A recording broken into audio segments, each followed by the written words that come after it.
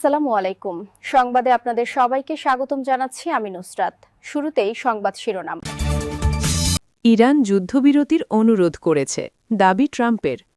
ইরানের ব্যালিস্টিক ক্ষেপণাস্ত্র যুক্তরাষ্ট্রের জন্য সরাসরি হুমকি নয়, পিট হেগসেথ। যুদ্ধ নিয়ে যুক্তরাষ্ট্র ও ইরানের সবশেষ অবস্থান সম্পর্কে যা জানা যাচ্ছে। ইরানের বিরুদ্ধে সামরিক অভিযান অব্যাহত থাকবে, নেতানিয়াহু। দর্শক, এতক্ষণ শুনছিলেন সংবাদ শিরোনাম। এখন বিস্তারিত। আপনি যদি ইসরায়েলের ধ্বংস চেয়ে থাকেন তাহলে চ্যানেলটি সাবস্ক্রাইব করে দিবেন এবং ভিডিওতে লাইক করে আপনার মূল্যবান মতামত কমেন্টে লিখে জানিয়ে দিবেন। এখন বিস্তারিত।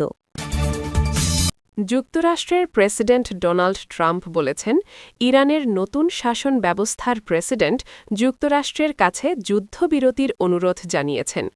ট্রুথ সোশ্যালে দেওয়া এক বিবৃতিতে তিনি ওই শীর্ষ কর্মকর্তার নাম উল্লেখ করেননি, তবে তাকে বর্ণনা করেছেন তার পূর্বসূরিদের তুলনায় অনেক কম উগ্র এবং অনেক বেশি বুদ্ধিমান হিসেবে। তিনি আরও যোগ করেছেন, হরমুজ প্রণালী যখন খোলা, অবাধ ও নিরাপদ হবে তখন আমরা বিষয়টি বিবেচনা করব। তার আগে পর্যন্ত আমরা ইরানকে ভুলিয়ে দেওয়ার মতো করে ধ্বংস করে দিচ্ছি, অথবা যেমন বলা হয়, পাথর যুগে ফিরিয়ে দিচ্ছি।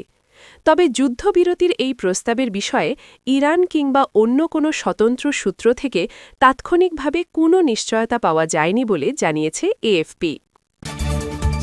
যুক্তরাষ্ট্র ও ইসরায়েলের সঙ্গে ইরানের চলমান সংঘাতের ১ মাস পূর্ণ হওয়ার পর এক সংবাদ সম্মেলনে মার্কিন যুদ্ধসচিব পিট হেগসেথ এক চাঞ্চল্যকর স্বীকারোক্তি দিয়েছেন। মঙ্গলবার ৩৩ মার্চ এক ব্রিফিংয়ে তিনি জানান, ইরানের ব্যালিস্টিক মিসাইলগুলো সরাসরি যুক্তরাষ্ট্রের মূল ভূখণ্ডে আঘাত হানার ক্ষমতা রাখে না। হোয়াইট হাউসের পক্ষ থেকে এতদিন ইরানকে যে আসন্ন হুমকি হিসেবে প্রচার করা হয়েছিল, হেগসেথের এই বক্তব্য তাদের সেই দাবিকে অনেকটাই ফিকে করে দিয়েছে। হেগসেথের ব্যাখ্যা, ইরানের ক্ষেপণাস্ত্রগুলো মূলত ওই অঞ্চলের মার্কিন সম্পদ এবং মিত্রদের জন্য হুমকি। যুক্তরাষ্ট্র একাই এই সুরক্ষা নিশ্চিত করছে দেখে প্রেসিডেন্ট ট্রাম্প এখন ইউরোপীয় মিত্রদের সরাসরি মাঠে নামার আহ্বান জানিয়েছেন। হেগসেথ বলেন, এই মিসাইলগুলো এমনকি যুক্তরাষ্ট্র পর্যন্তও পৌঁছায় না। এগুলো মিত্রদের সীমানার মধ্যে, অথচ যখন অতিরিক্ত সহায়তা চাওয়া হয় তখন তাদের থেকে আমরা শুধু প্রশ্ন বা দ্বিধাই দেখতে পাই।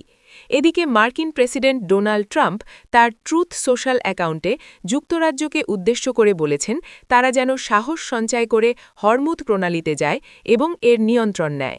গত ২৮ ফেব্রুয়ারি ইরান আক্রমণ শুরু করার পর থেকে ওয়াশিংটন পরিস্থিতির নিয়ন্ত্রণ নিজেদের হাতে রেখেছে বলে দাবি করেন হেগসেথ। তার মতে, বর্তমানে ইরানের সামরিকভাবে করার মতো তেমন কিছুই নেই। কেন ইউরোপের সাহায্য প্রয়োজন? যুক্তরাষ্ট্র সুবিধাজনক অবস্থানে থাকলেও কেন ন্যাটোর সাহায্য চাইছে তা নিয়ে প্রশ্ন উঠেছে। এর প্রধান কারণ হিসেবে দেখা হচ্ছে জ্বালানি তেলের দাম বৃদ্ধি। যুক্তরাষ্ট্রে পেট্রোলের গড় দাম গ্যালন প্রতি $৪ ছাড়িয়েছে। নির্বাচনী প্রচারণায় তেলের দাম কমানোর প্রতিশ্রুতি দেওয়া ট্রাম্পের জন্য এটি এখন বড় এক রাজনৈতিক চাপ হয়ে দাঁড়িয়েছে। ইরান বর্তমানে যুক্তরাষ্ট্র ও ইসরায়েল সংশ্লিষ্ট তেলবাহী ট্যাঙ্কারগুলোর জন্য হরমুজ প্রণালী বন্ধ করে রেখেছে। এর ফলে বৈশ্বিক তেল বাজারে অস্থিরতা তৈরি হয়েছে। সামরিক সক্ষমতা নিয়ে পরস্পর বিরোধী দাবি। হেগসেথ দাবি করেন, মার্কিন হামলায় ইরানের সামরিক মনোবল ভেঙে পড়েছে এবং তাদের অনেক সেনা সদস্য পালিয়ে যাচ্ছে। তিনি আরও জানান, গত ২৪ ঘণ্টায় ইরান সবচেয়ে কম ড্রোন ও মিসাইল নিক্ষেপ করেছে। তবে নিরাপত্তা বিশেষজ্ঞদের মতে গত ২০ দিন ধরে ইরান প্রায় একই হারে ড্রোন ও মিসাইল ছুড়ছে। এমনকি মার্চের শুরুর তুলনায় সাম্প্রতিক দিনগুলোতে হামলার পরিমাণ কিছুটা বেড়েছে। বিশেষজ্ঞরা আরও বলছেন, ইরানের হামলাগুলো আগের চেয়ে অনেক বেশি নিখুঁত বা সুনির্দিষ্ট হচ্ছে। এদিকে পাল্টা হুঁশিয়ারি দিয়ে ইরানের রেভলিউশনারি গার্ড কর্পাস IRGC মঙ্গলবার ৩৩ মার্চ এক বিবৃতিতে জানিয়েছে, তারা মধ্যপ্রাচ্যে অবস্থিত ১৮টি মার্কিন কর্পোরেশনের ওপর সরাসরি হামলা চালাবে। ইরানের দাবি, এই প্রতিষ্ঠানগুলো ওয়াশিংটনের সন্ত্রাসবাদী কর্মকাণ্ডের সঙ্গে সরাসরি জড়িত। ইরান আগামী বহু বছরেও পারমাণবিক অস্ত্র তৈরি করতে পারবে না এ বিষয়ে নিশ্চিত হলেই যুক্তরাষ্ট্র ২ থেকে ৩ সপ্তাহের মধ্যে ইরান ছেড়ে যাবে বলে জানিয়েছেন মার্কিন প্রেসিডেন্ট ডোনাল্ড ট্রাম্প। তিনি বলেন, ইরান তাদেরকে চুক্তির জন্য অনুরোধ করছে, কিন্তু চুক্তি হোক বা না হোক সেটি যুক্তরাষ্ট্রের নির্ধারিত পরিকল্পনার জন্য গুরুত্বপূর্ণ নয়। ওভাল অফিসে দেওয়া বক্তব্যে তিনি এসব বলেন। এ বিষয়ে আজ বুধবার রাতে জাতির উদ্দেশ্যে তার ভাষণ দেওয়ার কথা রয়েছে। অন্যদিকে ইরানের প্রেসিডেন্ট মাসুদ পেজেশকিয়ান বলেছেন, নির্দিষ্ট কিছু শর্ত পূরণ হলে তার দেশ যুক্তরাষ্ট্র ও ইসরায়েলের সঙ্গে যুদ্ধ শেষ করতে প্রস্তুত। ইরানের পার্লামেন্টের জাতীয় নিরাপত্তা কমিটির প্রধান ইব্রাহিম আজিজি আবার বলেছেন, হরমুজ প্রণালী অবশ্যই খুলবে, তবে যুক্তরাষ্ট্রের জন্য নয়। এসব বক্তব্য পাল্টা বক্তব্যের মাঝে ইসরায়েল ও ইরানের মধ্যে পাল্টাপাল্টি হামলা অব্যাহত রয়েছে। ইসরায়েলের তেল আবিবের বাইরে রাতভর হামলায় আহতের খবর পাওয়া গেছে। এর বাইরে মধ্যপ্রাচ্যের অন্যান্য দেশ যেমন কাতারের উপকূলে একটি ট্যাঙ্কারে হামলা করা হয়েছে এবং ইরানের হামলায় সংযুক্ত আরব আমিরাতে একজন নিহত হয়েছেন।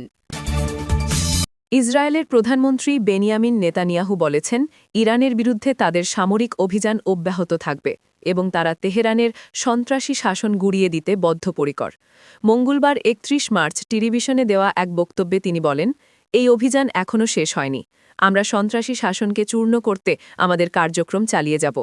ইহুদি ধর্মাবলম্বীদের উৎসব পাস ওভারের প্রাক্কালে দেওয়া ওই ভাষণে নেতানিয়াহু আরও বলেন, আমাদের পদক্ষেপ নেওয়া প্রয়োজন ছিল এবং আমরা তা নিয়েছি। তিনি দাবি করেন, চলমান যুদ্ধ সত্ত্বেও ইসরায়েল তার অবস্থানে অটল রয়েছে এবং এই অভিযানের মাধ্যমে মধ্যপ্রাচ্যের চেহারা বদলে গেছে। ইসরায়েল এখন একটি আঞ্চলিক শক্তি হিসেবে প্রতিষ্ঠিত হয়েছে। আপনি যদি আমাদের চ্যানেলে নতুন হয়ে থাকেন তাহলে চ্যানেলটি সাবস্ক্রাইব করে দিন।